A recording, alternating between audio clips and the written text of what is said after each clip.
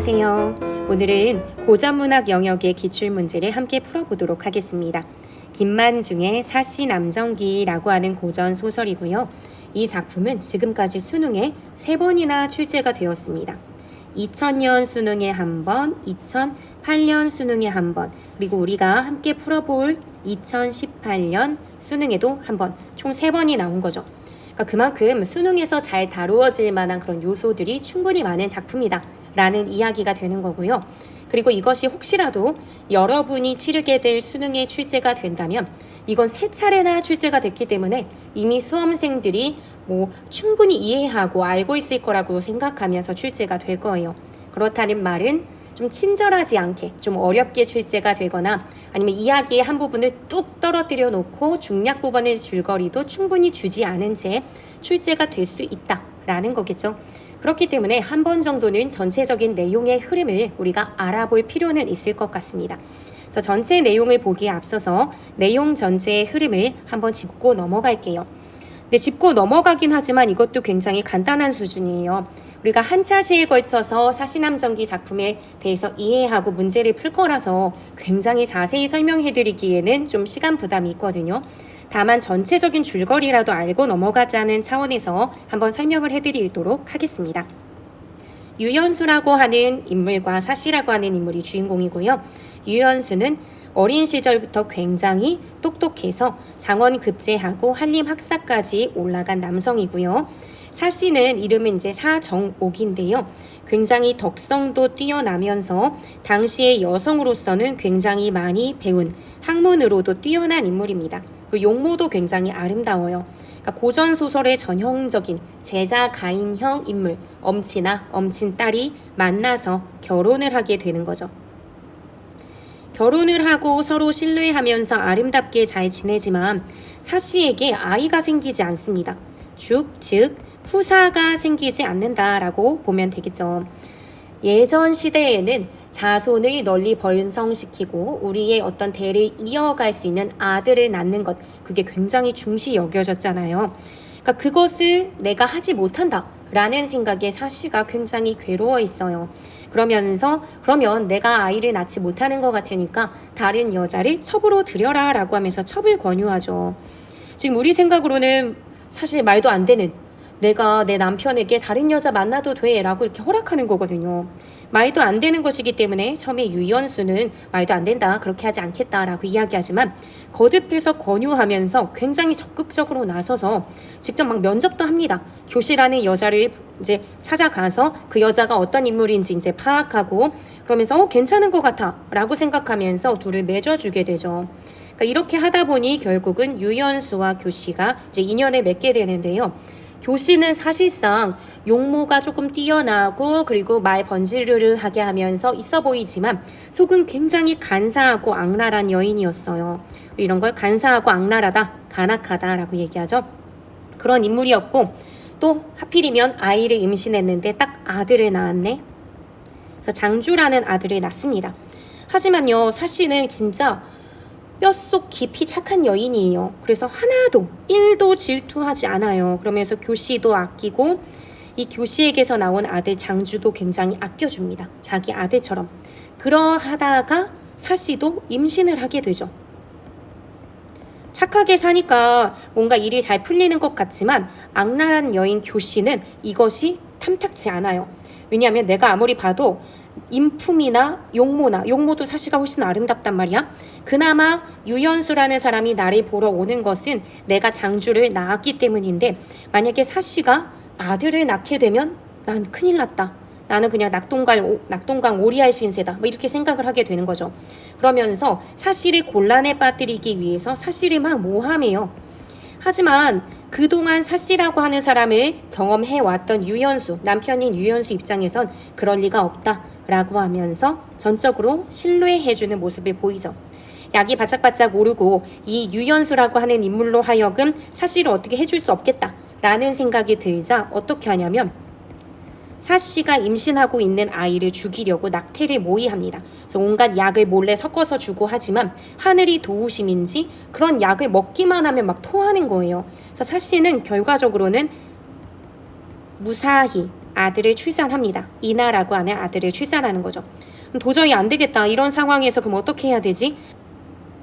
이대로는 자신의 지위가 너무 불안정하다 생각했던 교씨는 다시 사씨를 모함하기 시작합니다. 아까 모함 안 먹혔잖아요. 그래서 이번에는 강도를 더 세게 해요. 다른 남자와 바람이 난 것처럼 상황을 만들어낸다든지, 그리고 나중에는 결국은 자기 아들 장주까지도 죽게 만들면서 그 장주를 사씨가 죽인 것처럼 모함을 하는 거죠. 이거 강도가 너무 세다 보니까, 그리고 정황상 다 맞아 떨어지는 것처럼 꾸며대다 보니 유연수가 그냥 넘어갈 수 없게 됩니다.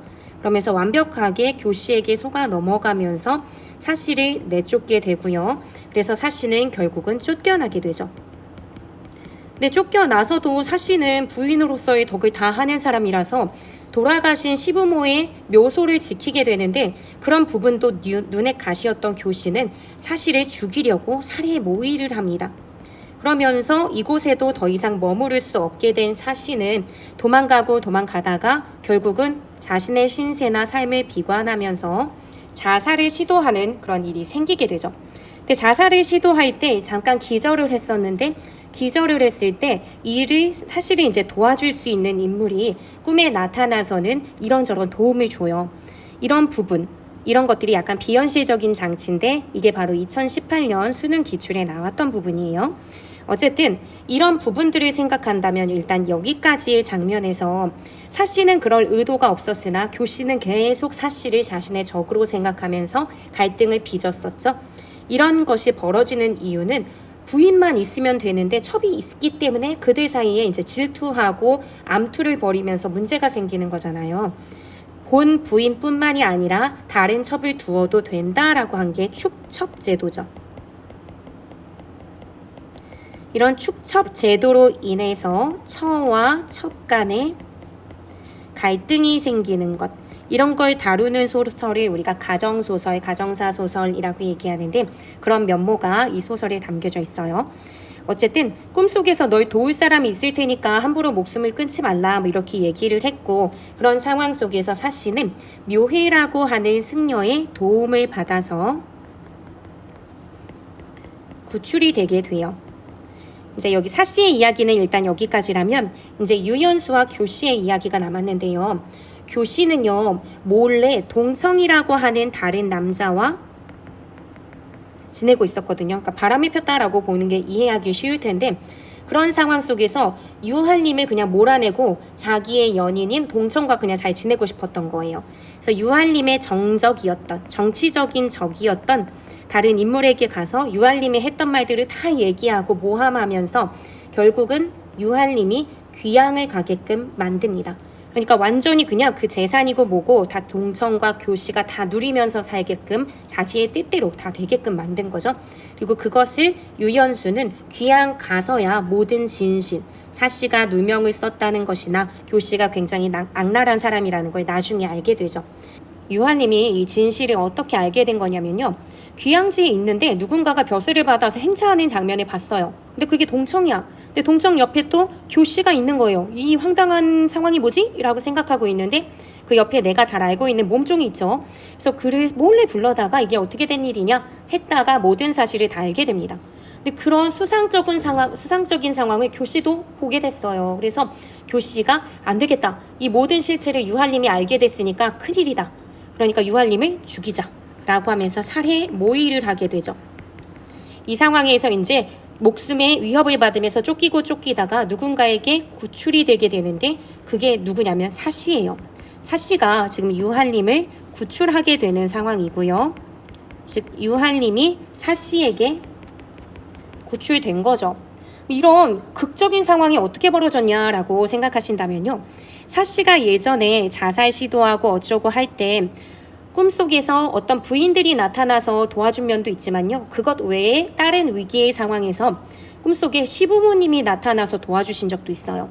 근데 시부모님이 나타나서 도와주시면서 나중에 뭐라고 하냐면 몇 월 며칠 몇 시에 어디로 가서 목숨의 위기를 겪고 있는 사람을 꼭 도와줘라 라고 얘기했었거든요. 그래서 그 날짜를 까먹지 않고 왔는데 그게 유할님이었던 거예요. 그래서 유할님을 만나서 우리의 기구한 상황과 이런저런 회포를 풀고 오해를 풀고 서로 이렇게 슬픔을 공유하고 그러면서 그 상황에서 이제 동청과 교씨의 잘못을 다 알게 된 거죠. 그래서 결과적으로는 교시나 동청은 벌을 받게 되고요. 그리고 결과적으로 죽음을 맞이하게 됩니다. 그리고 유한림의 경우는 잃었던 벼슬의 지위를 회복하게 되고 그 간신, 나빴던 신하는 벌을 받아요.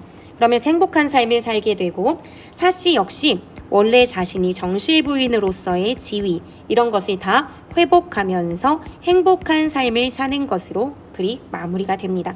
즉 고전 소설의 전형적인 내용인 권선징악 이게 잘 보이는 부분이죠.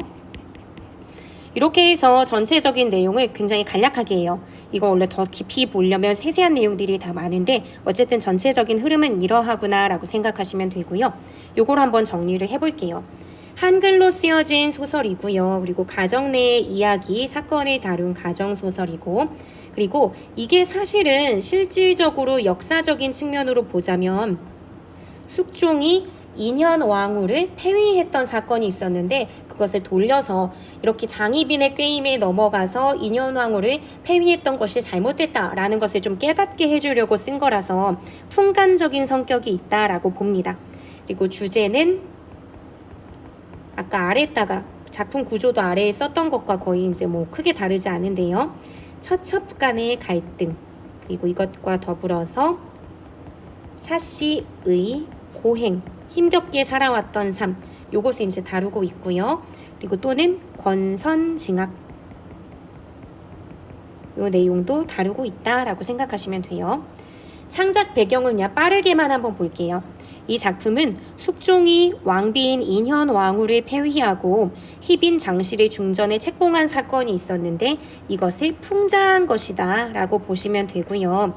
작품 속 사씨 부인은 인현왕후 그리고 유한림은 숙종 그리고 요망한 첩, 요첩, 교시는 희빈 장씨와 다 1대1로 대응되는 면이 있습니다. 이렇게 봤을 때 이 작품은 숙종이 인현왕후를 폐위했던 사건이 잘못됐다 라는 것을 지적하는 작품이라고 보시면 되고요. 그래서 결과적으로는 숙종의 어떤 행동이 잘못되었다라고 보여주는 그것을 알게끔 깨닫게끔 해주려는 목적을 바탕으로 창작된 거다라고 생각하시면 됩니다.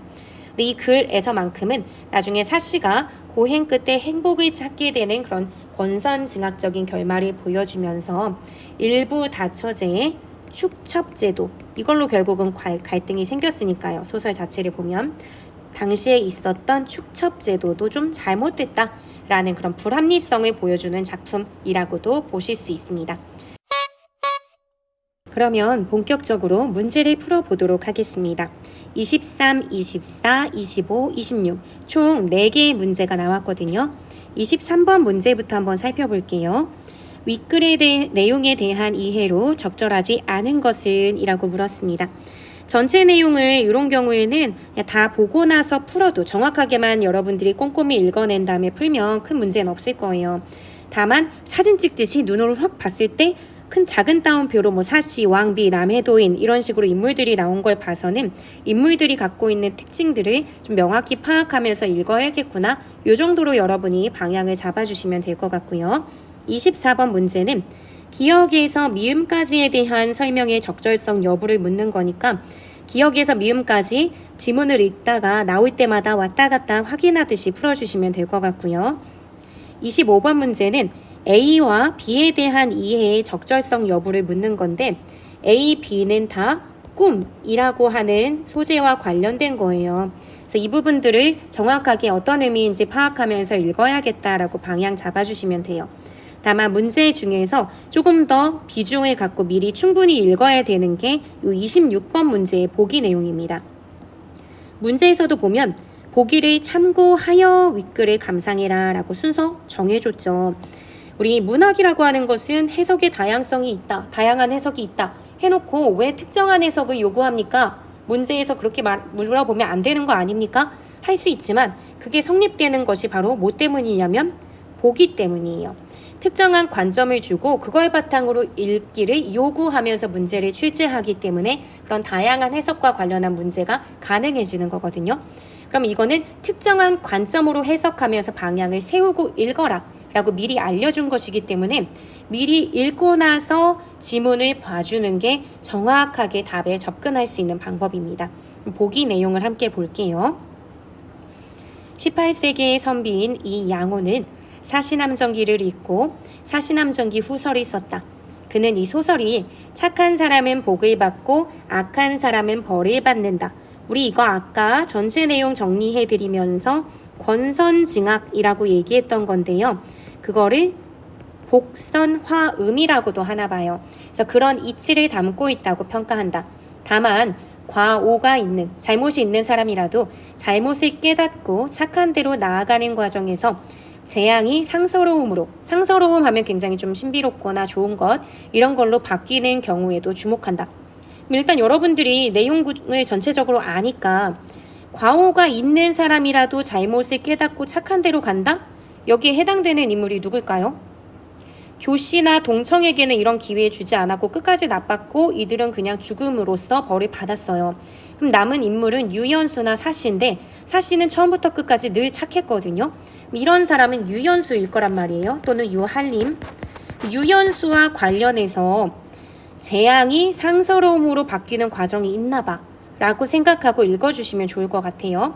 그리고 한편 즉 여기가 지금 한 가지 내용이고요. 과오가 있는 사람이라도 잘못을 깨닫고 착한 대로 가는 그 과정에서 재앙이 상서로움으로 바뀌는 얘기가 하나 있구나 라고 생각하시고요. 한편 두 번째로는 꿈속에서 벌어지는 일이나 기이한 만남이 나타나는 허구적 이야기라도 즉 꿈이나 기이한 만남 이런 게 있을 예정인가 봐요. 그리고 그런 것은 이제 허구적 이야기, 실질적인 삶 속에서 벌어지기 어려운 거죠. 이런 것들.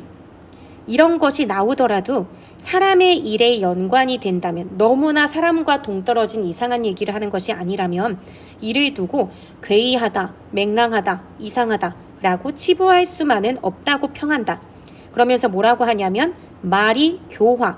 교화라는 게 바로 뭐냐면은 누군가를 가르치고 바른 방향으로 나아가게 해주는 거예요. 그러니까 교훈적인 내용과 관련된 거겠죠.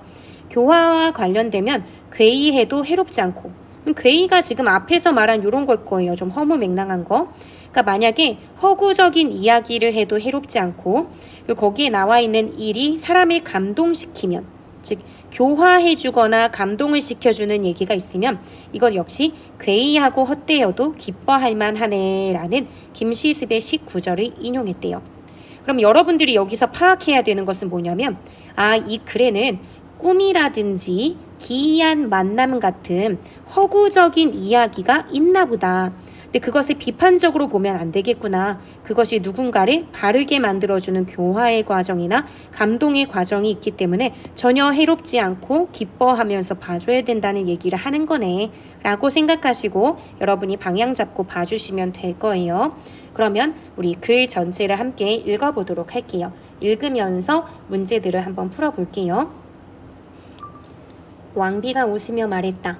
라고 하면서 이야기가 시작이 되는데 왕비는 대관절 누구지? 라고 아마 생각이 들 거예요. 그러니까 앞부분에 굉장히 많은 이야기들이 사시남정기 속에 있었는데 앞부분 줄거리를 안 줘요. 줬으면 이해하기 굉장히 쉬웠을 텐데 아까 말씀드렸듯이 사시남정기는 굉장히 여러 번 출제가 됐단 말이에요. 이건 2018년 수능 기출이니까 00년이나 08년 문제 이미 다 학생들이 경험했을 거라고 생각할 거예요. 고3들은 보통 수능 기출 문제는 다 한번 짚고 넘어가니까.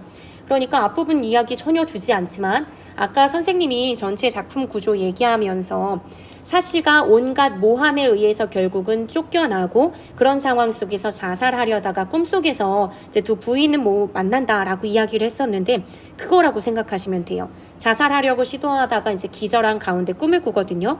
거기에서 이제 왕비가 웃으면서 말하는 거예요. 부인이 이곳에 오긴 오겠지만 그러니까 죽으면 나중에 만나게 될 존재들, 이미 죽은 존재들이거든요. 이 왕비는. 아직 때가 멀었소. 남의 도인이 그대와 인연이 있으니 잠깐 의탁하게 될 것이요. 이 또한 하늘의 뜻이니라. 그러니까 자살하려고 했잖아요. 그러니까 아직 때가 멀었으니 지금 죽으려고 하지 말고 지금 일단 살아라. 이런 얘기예요. 그러니까 여기서의 부인이 사씨라는 것을 그냥 자연스럽게 알 수 있겠죠. 이 말을 듣고 사씨가 물어봅니다. 남해라면 바다 끝으로 알고 있사옵니다. 첩에게는 탈 것이 없고 돈도 없는데 어찌 갈 수 있겠나이까? 그랬더니 왕비가 말합니다. 조만간 길을 인도하는 자가 있을 것이니 라고 하죠. 이거 아까 앞부분 줄거리에서 묘해라고 하는 여승이 나타나서 돕는다고 했죠. 고전소설에서는 이런 존재들을 조력자라고도 하는데 이런 존재가 나타날 것임을 꿈을 통해서 미리 알려줘요. 그러니까 널 도와줄 사람 있으니까 함부로 목숨 끊지 마 라고 하면서 얘기하는 거겠죠. 그러니까 조금도 걱정하지 마라 하고 얘기합니다. 이윽고 좌우에 앉아있는 부인들을 하나하나 소개했다. 위국 부인 장강, 한나라의 반첩여 등이 있었다. 이 부인들 우리 누군지 잘 모를 수 있어요. 우리 고전소설이 어렵게 느껴지는 이유는 말 자체가 어려운 것도 있지만요. 옛 글을 쓰던 사람들은 중국의 이야기가 너무 친밀하거든요. 그러다 보니까 그걸 너무나 이거 어렵게 하려는 목적이 아니라 이해를 돕거나 아니면 장면의 어떤 뭐 나름의 효과나 이런 것들을 북돋기 위해서 쓰는 대상들이지만 어려워요. 그래서 여기 뜻풀이가 나와 있지만 그것도 그닥 뭐 도움이 되는 느낌은 없죠. 어떤 시대의 아내, 어떤 시대의 후궁이라고 얘기했어요. 그러니까 이미 그냥 죽었던 굉장히 부인으로서의 덕이 굉장히 훌륭했던 여성들 그냥 요 정도로 알면 될 것 같아요. 어쨌든 이런 인물들이 있었다. 그래서 사씨가 다소곳이 일어나 머리를 조아리고 말했다. 사씨는 이 인물들이 다 누군지 아는 거예요. 부인으로서의 덕이 훌륭한 사씨는 중국의 다른 훌륭한 부인들의 이야기를 듣고 뭐 조기 교육 받으면서 여인으로서, 어머니로서, 부인으로서의 덕을 교육받고 자랐겠죠. 그래서 뜻밖에도 모든 부인님의 얼굴을 오늘 뵙게 되니 크나큰 영광입니다. 뭐 이렇게 얘기하고 드디어 하직을 하고 여동의 인도를 받아 내려오는데 걷었던 주렴을 내리는 소리가 요란하였다. 이 소리에 놀라 몸을 일으키니 주렴하면 우리 뭐 짜장면집에 갔을 때 그 앞에 요즘에 이런 것도 잘 없기는 하지만 그 앞에 이렇게 막 구슬이나 이런 거 달려있는 그런 발을 친 그런 것들을 이제 주렴이라고 보통 얘기해요. 어쨌든 이걸 내리는 소리가 요란했고 이 소리에 놀라서 몸을 일으키니 유모와 시비가 부인이 깨신다. 그건 뭐야? 부인이 자고 있었단 얘기죠. 그러니까 깨신다 하고 부르거늘 사씨가 일어나 앉으니 이미 날이 저물었다. 그러니까 아까 미리 얘기했지만 뭔가 자살을 하려다가 자기 이제 죽으려다가 잠깐 기절하듯이 잠들었다 했잖아요. 그러니까 이 앞부분까지 받아 내려오는데 여기까지가 꿈이구나라는 것을 알 수 있는 거죠. 걷었던 주렴을 내리는 소리도 사실은 꿈속에 있는 장면일 수 있어요. 근데 이 소리에 놀랐다는 것은 이거는 현실 속에서도 뭔가 이 사부인 주변에 있던 유모와 시비가 내는 소리 이런 거라고 볼 수 있겠죠. 꿈의 장면과 현실 장면이 겹치는 걸 수도 있고 우리 이런 거 경험해 본 적 있죠. 어쨌든 부인이 깨신다 하고 부르거늘 사씨가 이제 깼어요. 그래서 멍한 정신이 한참 만에야 진정되었다. 일단 여기까지 봤을 때 기억 부분과 관련된 문제를 풀어볼게요. 24번에 1번 사씨가 꿈에서 깨게 되는 소리로 맞죠? 이 소리 듣고 깼죠? 그러면서 사씨가 비현실 세계 즉 꿈의 세계고 부인들과 만났던 그 세계죠. 거기에서 현실 세계 유모하고 시비가 있는 그 세계로 돌아오는 계기다. 맞죠? 1번은 맞는 내용. 그럼 다시 본문으로 돌아올게요. 근데 꿈에서 깼는데 입에서는 향기로운 냄새가 났고 왕비께서 하시던 말씀이 뚜렷했다. 뭔가 희한하죠. 우리가 꿈을 꿨는데 꿈속에서 뭐 맛있는 걸 먹었어. 햄버거를 먹었다고 해서 잠에서 깬 뒤에 내 입안에 햄버거 맛이 막 아른아른 거린다든지 이러지 않잖아요. 그런데 뭔가 꿈과 현실이 조금은 연결되어 있는 느낌이 있습니다. 그래서 유모에게 물어요. 내가 어디 갔다 왔느냐? 하고 묻죠. 그러니까 진짜 왠지 갔다 온 것만 같은 느낌이 들어서 그게 현실이었나? 라는 생각이 들어서 묻습니다. 그랬더니 유모와 시비가 말하죠. 부인께서 기절하는 바람에 소인들이 간호하여 이제야 깨어나셨는데 어디를 가셨단 말씀입니까? 이렇게 얘기해요. 그러니까 유모와 시비는 모르는 일이고 이게 확실히 꿈이었구나 라는 것을 알 수 있는 부분이죠. 그래서 사씨가 조금 전에 있었던 그 꿈의 일을 다 말하고요. 대나무 숲을 가리키며 말했다. 분명히 저 길로 갔다 왔으니 어찌 꿈이라 하리요. 꿈에서도 이 대나무 숲을 넘어가서 그 부인들을 만났나 봐요. 그래서 믿지 못하겠다면 나를 따라오라 라고 얘기합니다. 그러고는 길을 찾아 대나무 숲을 뒤쪽으로 가니 사당이 하나 있었다. 그 현판이 걸려 있는데 황릉묘 황릉묘 뜻풀이 나와 있죠. 수림금의 두 왕비인 아황과 어영을 추모하기 위해 세운 사당. 꿈속에서 부인들을 만났는데 그것과 굉장히 긴밀한 관련이 있죠. 그래서 분명 아황과 여영 두 왕비의 묘로 꿈에서 본 것과 같았다. 그러니까 꿈과 현실이 굉장히 연결되는 그런 느낌이 있습니다. 일단 여기까지 봤을 때 니은 부분, 지금 대나무 숲풀과 관련된 부분을 풀 수 있는지 한번 볼게요. 니은, 사씨가 꿈에서 보았던 곳과 같은 장소로. 맞죠? 꿈에서 봤는데 이 현실 속에서도 보게 되니까 같은 장소고요. 비현실적인 상황과 현실적 상황의 경계를 모호하게 만드는, 이게 진짜 있었던 일이야? 아니면 꿈이야? 라고 이제 혼란스럽게 만들고 있으니까 니은도 맞는 내용이라고 볼 수 있습니다. 그리고 25번에 꿈과 관련된 걸 물었는데요. 이 A가 이제 꿈속에서 부인들을 만났던 그 꿈인 거죠. 그거 이제 생각하고 문제를 풀어야겠구나라고 이제 생각을 해주시면서 내용을 봐야 될 거예요. 근데 아직은 그 꿈이 등장한 지 얼마 안 됐으니까 본문을 조금 더 보고 나서 25번으로 올게요. 어쨌든 보면 사당 안으로 들어가 살펴보니 두 왕비의 초상화가 걸려 있는데 꿈에서 본 것과 똑같았다. 이에 사씨가 향을 피우고 절하면서 첩이 왕비의 가르치심을 입어 훗날 좋은 시절을 만나서 영화를 누리게 된다면 어찌 그 은혜를 잊으리까. 원래 죽으려고 했는데 그러지 않고 나중에 뭐 남쪽으로 가서 어떻게 하면 살 수 있다 뭐 이런 식으로 얘기하니까 이제 그런 부분에 대해서 좀 믿는 것 같죠. 왜냐면 단순히 꿈이 아니라 뭔가 현실과 긴밀한 연결이 돼 있는 것 같은 걸 확인하니까 그러면 내가 한번 희망을 걸어봐도 되겠다 라고 생각하면서 이런 말을 하는 것 같아요. 그래서 분향을 마친 후 앉아서 신세를 생각하니 슬픔이 밀려왔다. 시비를 시켜 묘지기 집에 가서 밥을 구해와서는 거의 뭐 구걸 비슷한 거죠. 그래서 세 사람이 나눠 먹습니다. 이윽고 사씨가 말했다. 의지할 곳이 없으니 신령이 나를 놀리시는구나. 지금 현실이 또 새삼 또 깨닫는 거죠. 내가 누군가에게 밥을 얻어먹어야 될 수밖에 없는 상황인데 꿈속에서는 누군가가 나타나서 굉장히 희망적인 얘기를 해줬단 말이에요. 그래서 그게 나를 놀리는 걸까? 또 한 번 또 고뇌하게 되는 부분이에요. 일단 여기까지 봤을 때 디귿, 초상화와 관련된 부분의 문제를 풀어볼게요. 24번에 3번. 사씨가 꿈에서 보았던 왕비의 모습에 환기, 떠올려 주게 하는 물건으로 초월적 존재, 지금 우리가 살고 있는 현실적 세상을 넘어선 거죠. 초월적 존재에 대한 사씨의 믿음을 드러내는 소재다. 꿈에서 봤던 인물들과 얼굴이 똑같으니까 이 초상화를 보면서 왠지 믿고 싶고 그래서 향을 올리면서 나중에 이게 진짜라면 정말 그 은혜를 어찌 갚을지 막 이런 식으로 얘기하잖아요. 그러니까 3번도 맞는 내용이구나 라고 생각하실 수 있어요. 그럼 다시 앞으로 와서 본문 계속 이어서 볼게요. 앞길이 막막하여 어쩔 줄 모르는 중 벌써 달이 밝았다. 세 사람이 방황하고 있는데 묘문으로 두 사람이 들어와 물었다. 어려움을 만나 물에 빠지려 하시는 부인이 아니옵니까? 하면서 얘기하죠. 그러니까 도와줄 사람이 나타날 거다라고 했던 사람이 이제 드디어 나타나는 거예요. 그러니까 진짜 꿈의 내용이 맞구나라고 하는 것이 느껴지겠죠. 사씨가 눈을 들어 자세히 보니 한 명은 여승이고 다른 한 명은 여동이었다. 그러니까 여승 옆에 따라온 사람이죠. 크게 놀라 말했다. 어찌 우리를 아는가? 했더니 여승이 합장하고 말했다. 우리는 동정 군산에 사는 사람인데 조금 전 꿈결에 관음보살께서 어진 여자가 화를 만나 날이 저물어 갈 곳을 몰라 방황하니 급히 황릉묘로 가서 구하라고 하셨습니다. 이에 배를 타고 이제 온 거죠. 그러니까 진짜 꿈의 내용이 맞구나라고 하는 부분을 볼 수 있을 거예요. 그래서 이에 배를 저어 와서 부인을 만나게 되었습니다. 라고 얘기해요. 중략이 되어 있으니까 일단 여기 부분까지 한번 끊고 갈게요. 그래서 여기 배와 관련된 거, 여기 지금 4번이죠. 한번 볼게요. 사씨가 꿈에서 계시를 받아 사전에 준비한 수단으로. 이 말이 맞으려면 배를 누가 준비해야 돼요? 사씨가 준비해야 되죠.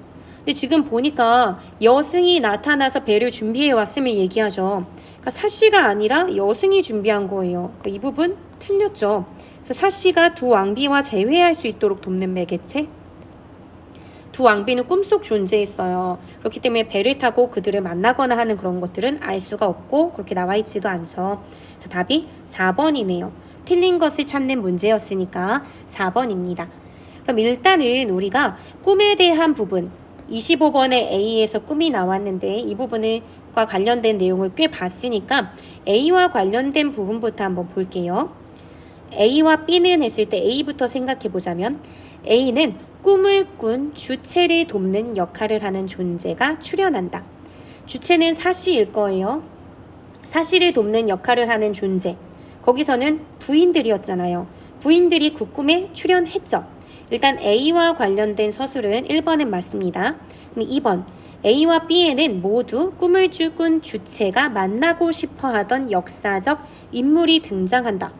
평소에 이들을 만나고 싶어 했는지 이런 것들을 봐야 되는데 그냥 뜻밖에도 모든 부인님의 얼굴을 오늘 뵙게 되니 영광이다 이렇게 얘기했지 꿈에서 뭔가 만나고 싶다 하는 것은 알 수가 없어요. 그래서 A 부분에서 틀렸습니다. 3번 A와 B에는 모두 꿈을 꾼 주체가 처한 고난이 심화될 것임을 암시하는 징표가 제시된다. A 부분에서는 고난이 심화되는 게 아니라 상황이 나아질 것이라 이렇게 얘기를 하죠. 그러니까 A 부분 틀렸습니다. 이런 경우 B를 사실 살펴볼 필요도 없기도 해요. 1, 2, 3번 선지는 여기 지금 보면은 모두라는 말이 나와 있기 때문에 A 하나만 보고도 살펴볼 수 있는 거라 미리 살펴봤지만 4번, 5번 선지는 모모와 달리 하고 비교하고 있기 때문에 B까지 완전히 보고 나서 오도록 하겠습니다. 그러면 앞으로 넘어갈게요. 그러면 중략 이후 부분의 내용을 보도록 하겠습니다. 한편 한리막사 유연수는 하고 시작되죠. 유연수 누군지 기억하시죠? 사씨의 남편이자 이 모든 문제를 만들어냈던 어떤 좀 제대로 된 판단을 해줬으면 좋으련만 그러지 못했던 남편이에요.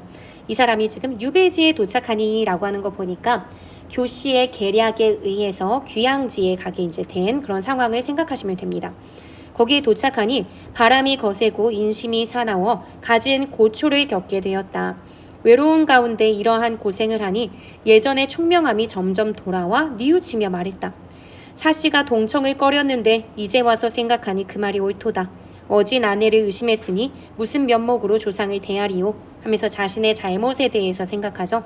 그러면서도 이 상황에서 교씨가 했던 계략은 조금 잘 몰라요. 동청이라고 하는 인물이 뭔가 내 곁에 있으면서 사물을 돌봐줬었는데 그 사람이 내가 이제 어떤 특정한 정치적인 적이었던 관리에 대해서 얘기한 것을 말을 옮겼다. 그것 때문이구나 라는 생각만 지금 하고 있는 중이에요. 어쨌든 비로소 조금씩은 정신을 차리고 있는 장면입니다. 어쨌든 이어서 보면 밤낮 이런 생각을 하면서 탄식하니 병에 걸리고 말았다. 이곳에는 마땅한 의약이 없었다. 그래서 병세는 날로 심해져 죽을 지경에 이르렀다. 하루는 흰옷 입은 노파가 병을 들고 와서 말했다. 상공의 병이 위독하니 이 물을 먹으면 좋아지리라. 그래서 한림이 묻죠. 유연수가 묻습니다. 그대는 누구인데 유배당한 사람의 병을 구하시오? 보통은 죄인이라고 생각해서 곁에 오지도 않는데 병을 구하니까 얘기하는 거죠. 노파가 말했다. 나는 동정 군산에 사는 사람이로다 하죠. 동정 군산하면 여러분들이 오잉 하고 이제 생각해 볼 부분은 앞부분에서 여승이 사씨를 구하러 나타났을 때 그 여승이 동정 군산에 사는 사람인데 막 이렇게 얘기했단 말이에요. 그것과 조금 관련이 있을 수 있겠다라고 생각하시면 좋을 것 같아요. 어쨌든 이렇게 말을 하고는 병을 뜰 가운데 놓고 사라졌어요. 근데 한림이 놀라 일어나 보니 그게 꿈이었죠. 그 꿈속에서 나타나서는 유한림을 구할 수 있는 약을 줍니다.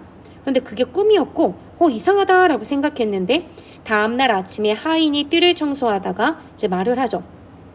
뜰에서 물이 솟아나옵니다 라고 해서 한림이 이상하게 여겨 창을 열고 보니 꿈의 노파가 병을 놓았던 그 자리에서 물이 솟아나오는 거예요. 그리고 그걸 먹었더니 맛이 굉장히 달고 상쾌한 것이 마치 달달한 이슬을 먹은 것 같은 느낌이 듭니다. 유배지로 갔던 행주라는 지역은 수질이 좋지 않은 곳이었고 그래서 한림이 병에 걸린 것도 그렇게 좋지 않은 물을 먹었기 때문에 생긴 거였는데 이 물을 먹은 즉시 병세가 사라지고 예전의 얼굴과 기력을 회복하게 되죠. 그리고 그것을 본 사람들이 모두 신기하게 여기고 그리고 그 이후로 그 샘은 마르지 않아서 그 유배지 근처에 원래 거주하던 사람들 이 사람들과 나눠 먹으면서 이 물로 인한 병이 없어지게 되고 그래서 그 샘을 학사정이라 하여 이름을 지어서 지금까지 더 전해진다 하고 마무리가 됩니다. 그러면서 유할림에 대한 그 유배지에서의 어떤 평가나 대우가 좀 달라지게 될 거예요. 어쨌든 우리가 읽은 부분은 여기까지라고 이제 생각하면 이제 전체 내용을 다 풀 수 있는데요.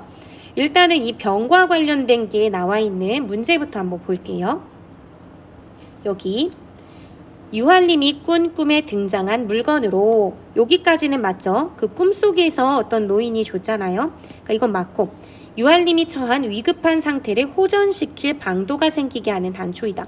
맞죠? 지금 병에 걸렸는데 그것을 호전시킨 것 맞으니까 여기에 있는 내용도 맞습니다. 그래서 5번도 맞는 내용이라고 보시면 되고요. 여기에서 꿈이 나왔었죠. B에.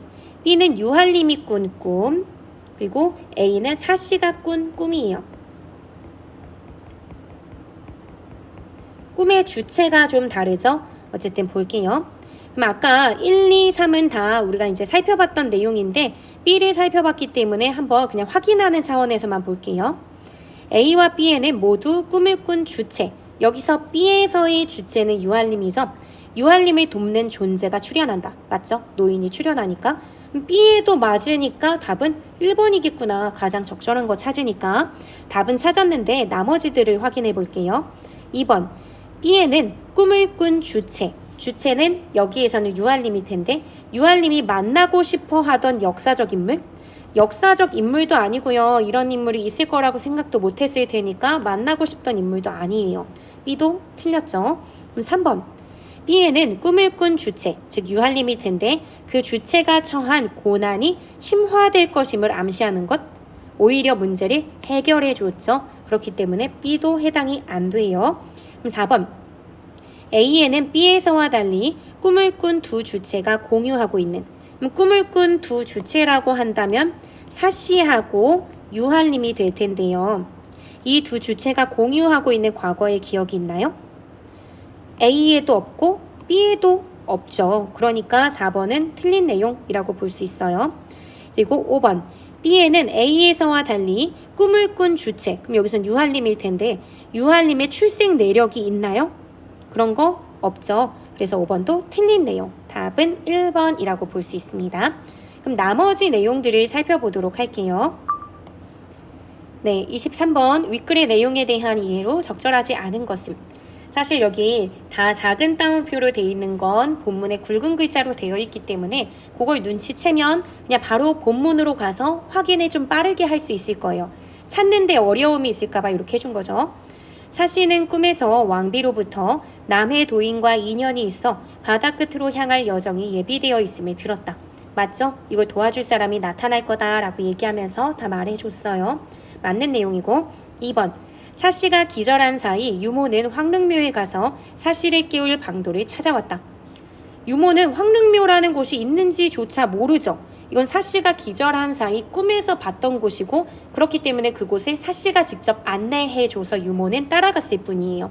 2번이 틀린 내용이니까 23번의 답은 2번이구나 라고 보시면 됩니다. 3번. 사씨는 묘에서 만난 여승의 말을 통해 여승 일행이 찾아온 연유를 알게 되었다.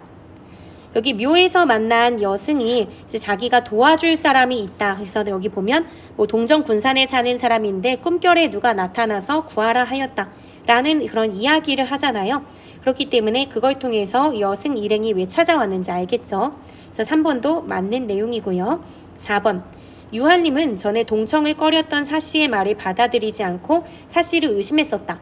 맞죠. 그리고 그것을 유배지 가서야 비로소 예전의 총명함이 점점 돌아오면서 생각하게 됩니다. 4번은 맞는 내용.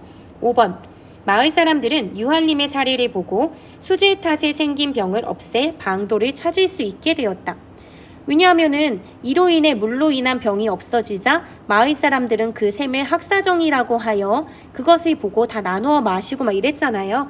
그러니까 이걸 보고 없앨 방도를 찾았다는 거 맞겠죠? 이 물을 마시면 된다라고 생각을 했을 거예요. 그래서 5번도 맞는 내용입니다. 그러면 안 풀었던 문제, 지금 다 풀었고 제일 마지막 문제 요거 남았죠? 한번 볼게요. 문제가 뭐였냐면 윗글을 감상한 내용으로 적절하지 않은 것, 요거 찾는 거였어요. 1번. 유한림이 유배지에서 얻은 질병이 달달한 이슬, 단 이슬과 같은 물로써 치료된다는 설정에서 내용적인 측면에서 맞는 거죠. 그래서 유한림의 재앙이 상서로움으로 전환된다는 양상을 엿볼 수 있겠군. 요거는 이제 보기에 적용되는 관점이죠. 내용을 확인해서 이걸 보기 내용과 적당히 버무려서 이해했는지 확인하는 문제라면 지금 보면 유한림의 재앙, 유배지에서 얻은 질병, 대응이 되죠. 그러면서 단 이슬과 같은 물로써 치료된다.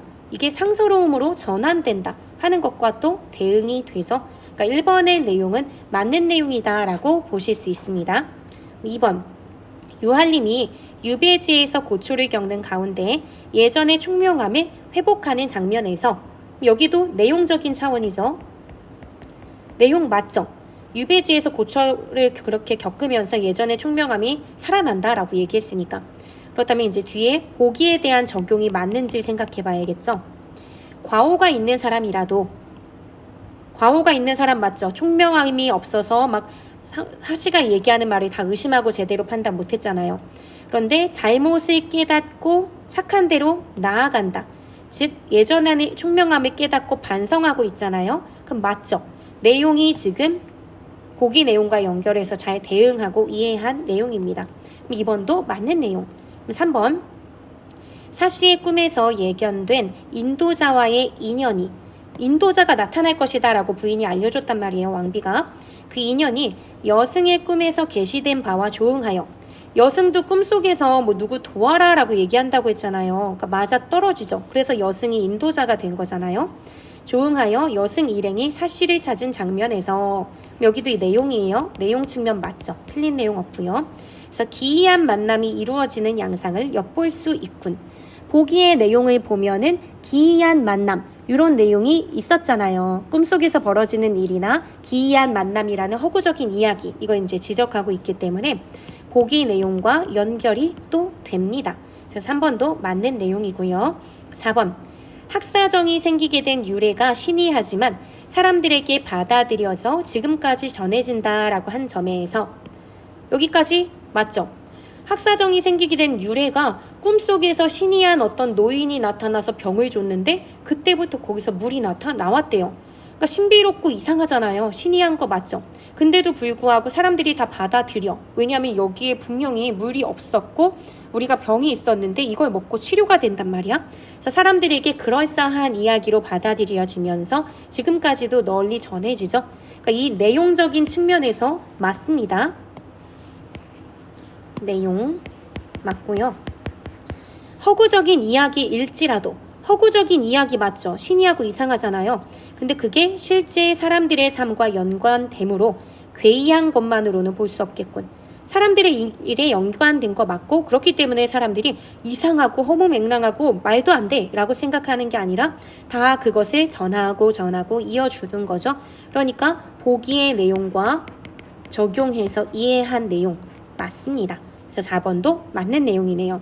그럼 남는 거 5번밖에 없죠. 5번에 보면 유한림에게 갖은 고초를 줄 만큼 인심이 사나웠던 행주 사람들이 샘에 얽힌 이야기를 듣고 복선화음의 이치를 깨달은 데에서 라고 얘기하죠.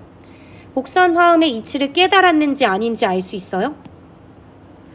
복선화음의 이치라는 것 보기에서 뭐라고 했냐면 착한 사람은 복을 받고 악한 사람은 벌을 받는다 라고 하는 거였거든요.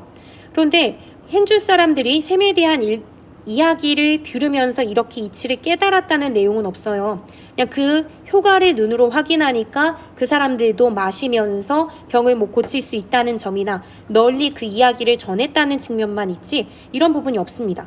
즉 내용적인 측면에서도 지금 잘못 이해했어요.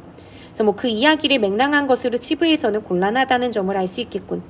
뭐 보기의 관점을 적용했을 때 허무맹랑하고 허구적이지만 이게 그냥 단순히 맹랑하지 않고 우리가 읽을만 하다라고 하는 보기의 관점을 적용할 수 있는 부분이긴 하지만 내용적인 측면에서의 이해가 틀려버렸죠. 그래서 답은 5번입니다. 틀린 걸 찾는 거니까요. 네, 이렇게 해서 전체 문제 풀어봤고요. 영상이 너무너무 길어지긴 했지만 굉장히 중요한 작품으로서 여러분들이 꼭 알아두면 좋은 부분이니까요. 꼭 이해하고 정리해보고 잘 기억을 해줬으면 좋겠습니다. 긴 시간 수고 많으셨습니다.